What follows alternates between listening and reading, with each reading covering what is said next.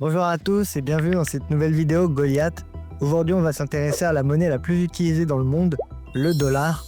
Donc l'idée de la présentation d'aujourd'hui, c'est dans un premier temps d'essayer de comprendre comment justement le dollar a réussi à se populariser et à devenir justement la monnaie la plus utilisée dans le monde. Et puis dans un second temps, on va s'intéresser à justement ce qui impacte le dollar, que ce soit aussi bien à la hausse qu'à la baisse. On a récemment pu le voir avec les nouveaux droits de douane mis en place par Donald Trump. Ça a eu un impact assez fort sur le dollar, qui a connu récemment une forte volatilité. Donc vraiment, l'idée de la présentation d'aujourd'hui, c'est d'essayer de comprendre et de rentrer un peu plus en détail dans ce qui impacte le dollar. Et puis dans un troisième temps aussi, on parlera des enjeux du dollar, qu'on va le voir, de plus en plus de pays sont justement en train de se dédollariser et donc essayer de trouver des alternatives au dollar. Donc on va parler de ça aussi dans un troisième temps.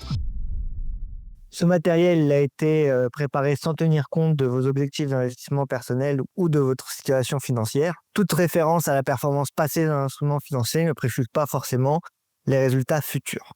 Donc le dollar, c'était mis en place en 1792. C'est devenu la monnaie officielle des États-Unis à partir de 1792. Et comme je le disais, c'est la monnaie la plus utilisée au monde, à la fois comme devise de réserve. Donc vous allez le voir un peu plus tard, mais justement, les États utilisent le dollar comme réserve, mais aussi comme devise d'échange international. On le voit aujourd'hui, la majorité des échanges, notamment la bourse, presque tout se fait en dollars. Donc c'est vraiment la monnaie principale. Son nom, il vient du thaler, qui était une ancienne monnaie, et c'est ce qui a inspiré notamment le dollar. Et donc on le voit, un cours qui a pas mal évolué au fur et à mesure des années, qui a connu un plus haut historique, un A60, et un plus bas aux alentours de 80 centimes. Donc, quelques dates clés pour le dollar, pour se remettre dans le contexte. Donc, la naissance du dollar, c'est en 1792. En 1913, on voit que il y a eu la première création de la réserve fédérale, qui a marqué un tournant pour l'histoire du dollar. En 1944, on a les accords de Bretton Woods qui font que le dollar devient la monnaie principale au monde. Toutes les autres monnaies doivent désormais s'échanger contre le dollar. Et le dollar, c'est la seule monnaie qui peut se convertir en or, qui à la base, un dollar représente une certaine quantité d'or.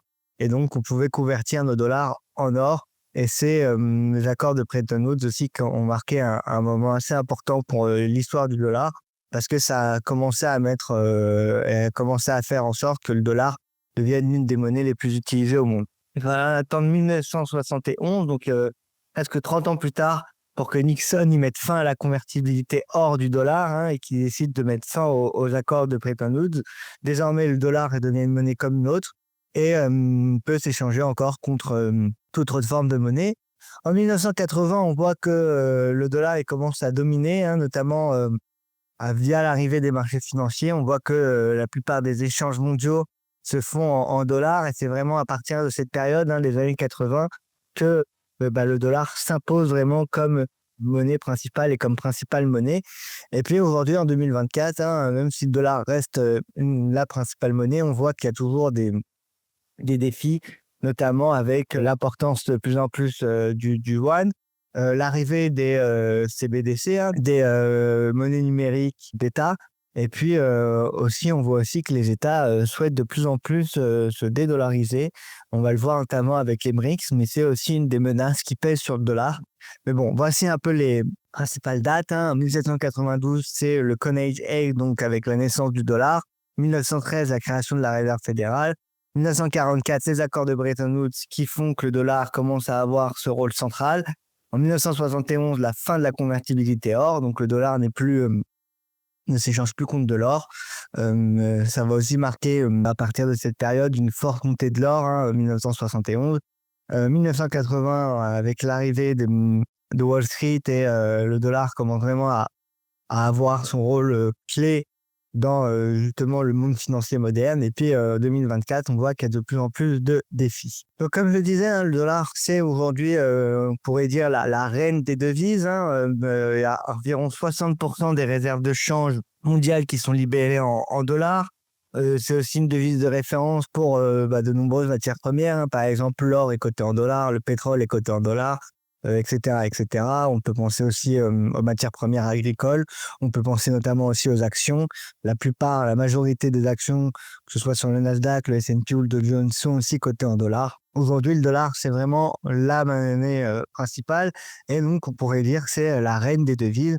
Si on regarde la composition des réserves de change, alors au troisième trimestre 2021, on se rend compte que le dollar, c'est 59,2% de réserves de change, alors que l'euro, c'est 20,5%. C'est la deuxième monnaie. Après, c'est suivi par le yen japonais avec 5,8%, le livre sterling avec 4,8%, puis le yuan avec 2,7%. En plus d'être utilisé aux États-Unis, c'est aujourd'hui la monnaie officielle d'autres pays, hein, hors États-Unis. On peut notamment citer Porto Rico, l'Équateur, le Zimbabwe, le Salvador, etc., etc. Et puis, c'est, comme je le disais, privilégié aujourd'hui dans la majorité des transactions internationales. On voit que la plupart des transactions internationales se font aujourd'hui en dollars. Qu'est-ce qui impacte le dollar, hein? Il y a 4 gros points qui vont impacter le dollar. Le premier point, c'est bien évidemment les taux d'intérêt. Là, on le voit récemment avec Donald Trump qui pousse Jérôme Powell à baisser les taux. Mais les taux d'intérêt, en général, impactent le dollar. Et quand on a des taux qui sont plutôt élevés, c'est plutôt bon signe pour le dollar, hein, parce que les investisseurs vont essayer de placer leur argent pour essayer de profiter de ces taux d'intérêt intéressants. Ensuite, bien évidemment, il faudra aussi regarder la croissance économique aux États-Unis. S'il y a une bonne croissance, que le marché fonctionne bien, que la croissance est au rendez-vous, en général, le dollar a tendance aussi à monter et à bien se porter. Et puis, l'inflation américaine qui est aussi importante, hein, parce que qui dit inflation, si l'inflation augmente, le pouvoir d'achat que les citoyens ont en dollars, hein, diminue. Donc, c'est aussi quelque chose d'important et qui aussi impacte le dollar. Puis ensuite, on a d'autres choses qui impactent le dollar. On va le voir un peu plus tard. Par exemple, les événements géopolitiques mondiaux, c'est quelque chose qui peut impacter les monnaies et notamment le dollar. Surtout que le dollar, il est vraiment utilisé aujourd'hui par les investisseurs comme une sorte de valeur refuge. Et donc, en cas d'incertitude, hein, en cas de crise, de guerre, les investisseurs se tournent vers le dollar. Et donc, ça en fait vraiment aujourd'hui une valeur refuge, hein, au même titre que l'or ou que le franc suisse. Et puis ensuite, qu'est-ce qui va impacter le dollar? Bien évidemment, c'est tout ce qui est politique budgétaire et commerciale aux États-Unis. On l'a récemment vu avec Trump et ses droits de douane qui ont fait beaucoup parler et qui ont créé une forte volatilité sur le dollar. Et c'est ce genre d'événement qui peut aujourd'hui impacter le dollar. Top, j'interromps votre vidéo pour seulement 30 secondes. Si vous voulez commencer à investir en bourse et être accompagné, alors j'ai ce qu'il vous faut. Je m'appelle Clark Casson et je suis le fondateur de Goliath, une application où vous pouvez investir sur des actions, des matières premières, des ETF, des produits structurés, mais aussi du trading à effet de levier sur des devises, de l'or, du silver et d'autres produits financiers à partir de seulement 2 €. Notre particularité, on est aussi un réseau social où nos utilisateurs, 50 000 utilisateurs, partagent leurs achats, leurs ventes et rendent public leur portefeuille au quotidien. Alors, si vous souhaitez commencer à investir, vous pouvez cliquer sur le lien en dessous de cette vidéo et vous inscrire sur Goliath. Vous allez voir là ici sur le cours euro-dollar, hein, les différents événements qu'il y a eu. Donc en 2000, hein, on a eu le lancement de l'euro. Et au début, l'euro était assez faible, hein, parce que on avait 1 euro pour 85 centimes de dollars. C'était le cours en janvier 2022. Alors que si on regarde après, quelques temps après, hein, on a vu que l'euro était fortement monté, hein, parce que en janvier 2002, on avait pour 1 euro, on avait 85 centimes de dollars. En 2008, lors de la crise financière, hein, on se rappelle la crise des subprimes, le dollar, l'euro était monté pour 1,60. Donc avec 1 euro, on avait 1,60 $, presque le double de janvier 2002. Puis ça n'a pas tenu comme ça très longtemps. On n'est pas resté au 1,60 très très longtemps. Ça a été le plus haut historique pour l'euro-dollar. Mais ensuite, on est venu corriger avec notamment une crise de la dette, hein, dans la zone euro. On se rappelle, hein, avec la Grèce, etc. Et un euro qui, justement, perdait de sa valeur face au dollar et qui était revenu à ce moment-là aux alentours de 1,20, 1,25. Donc 1 euro pour 1,20 $, 1,25 $. Et puis, avec les politiques monétaires et les divergences monétaires au sein de l'Union européenne, le quantitative easing qui a été mis en place, on a eu encore une chute de l'euro et le dollar qui continuait à bien se porter, hein, parce que 1 euro en 2014-2015 se tradait pour 1,05 $. Puis il a fallu attendre 2017 pour qu'on commence à avoir un premier rebond de l'euro, où là on a une remontée au 1,20 $. Et puis ça n'a pas tenu longtemps, hein, parce qu'après, entre le Covid en 2022, à l'été 2022, on était même descendu sous la parité rapidement, avec 1 euro qui s'échangeait aux alentours de 95 centimes de dollars. Et puis on est remonté là récemment. On est en train de se stabiliser pour le moment. On connaît un rebond modéré ces dernières années, hein, depuis 2023-2024, avec 1 euro qui s'échange aux alentours de 1,10 $, 1,15 $. Là, aujourd'hui, on est aux alentours de 1,14 $ à l'heure de cette vidéo. Donc le dollar comme valeur refuge, hein, comme je disais, hein, en période de crise, en général, on voit aussi qu'il y a toujours une forte demande pour le dollar, hein, qu'il y a des guerres, des récessions, des crises bancaires. On voit que en général, les investisseurs se tournent vers le dollar. Et pour ça, il y a différents éléments qui contribuent à la stabilité du dollar. D'abord, c'est la liquidité, hein, c'est un actif qui est très, très, très liquide. Vous n'allez pas avoir de problème à échanger votre dollar à quelle que soit l'heure et quel que soit l'endroit où vous pouvez. Ensuite, bien évidemment, la taille de l'économie américaine font que le dollar reste un actif de choix, hein. Aujourd'hui, l'économie américaine, c'est la première économie mondiale. Et donc, bien évidemment, à l'intérieur du pays, ils vont s'échanger et faire leur commerce en dollars. Donc, ça contribue aussi à la stabilité du dollar. Et puis ensuite, la profondeur des marchés financiers. Aujourd'hui, comme je le disais, la particularité, c'est que la plupart des marchés financiers aujourd'hui se tradent en dollars. Et donc, ça fait que le dollar a une forte stabilité et qui est aujourd'hui privilégié par certains investisseurs, même comme valeur refuge. Si par exemple, on regarde là, pendant les mauvaises années boursières, hein, par exemple en 2008 ou les années pendant la crise des subprimes, les marchés ils perdaient 43,3%.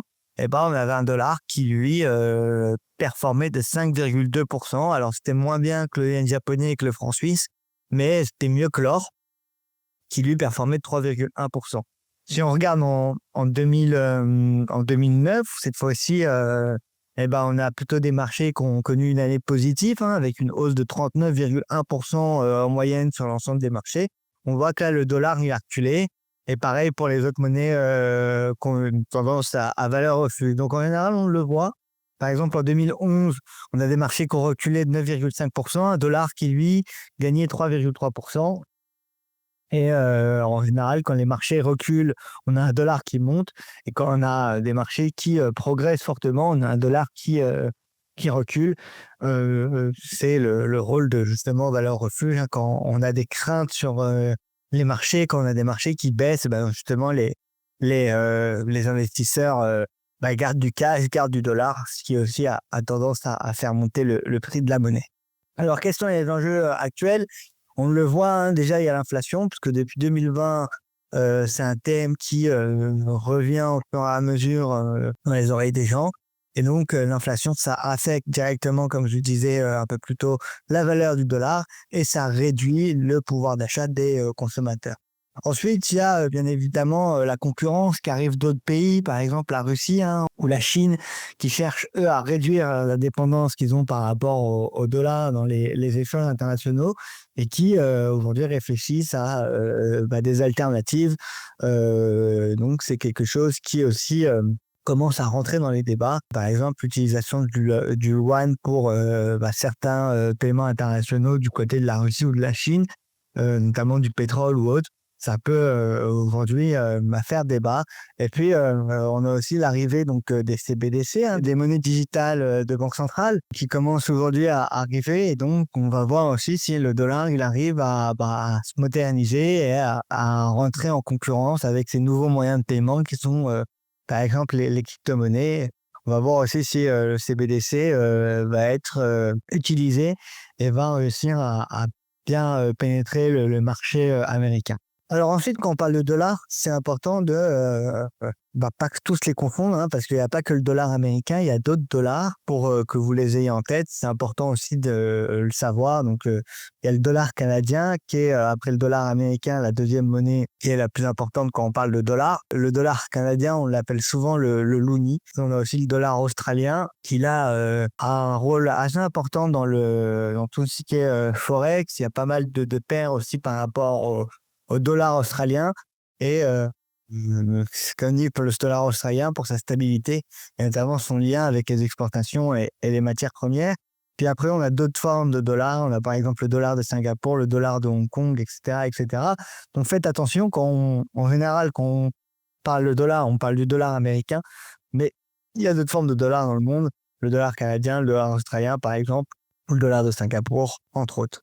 Pour finir et pour résumer, hein, donc aujourd'hui quand même le dollar ça reste le leader du marché du forex, le leader dans les réserves de valeur, hein. Ça reste la monnaie la plus utilisée au monde, mais sa position de dominante, elle est aujourd'hui de plus en plus contestée. Donc à voir si ça arrive à garder son rôle de mastodonte d'ici les prochaines années, même si je pense que de mon point de vue, ce sera le cas. Ensuite, on a quand même des fondamentaux qui restent solides du côté des États-Unis. Mais comme je le disais, on a de plus en plus de pays qui souhaitent se diversifier justement et qui souhaitent avoir moins de dépendance au pouvoir monétaire américain et donc essayent de se diversifier notamment en changeant leurs réserves de valeur, par exemple en passant sur de l'or plutôt que du dollar ou ce genre de choix stratégiques. Et puis aussi, on attend avec impatience les prochaines décisions de la Fed et puis les prochaines décisions de la politique commerciale de Donald Trump, ce qui aura forcément un rôle assez important sur le dollar et donc qui pourrait être soit positif, soit négatif pour le dollar en fonction de justement comment la Fed va réagir ces prochains mois au nouveau droit de douane et comment le marché va réagir aussi aux droits de douane, sachant que pour le moment, on a plutôt Donald Trump qui décide de limiter, de revenir un peu sur ce qu'il avait dit par rapport au début de l'année. Donc c'est plutôt positif, ça aussi pour le dollar.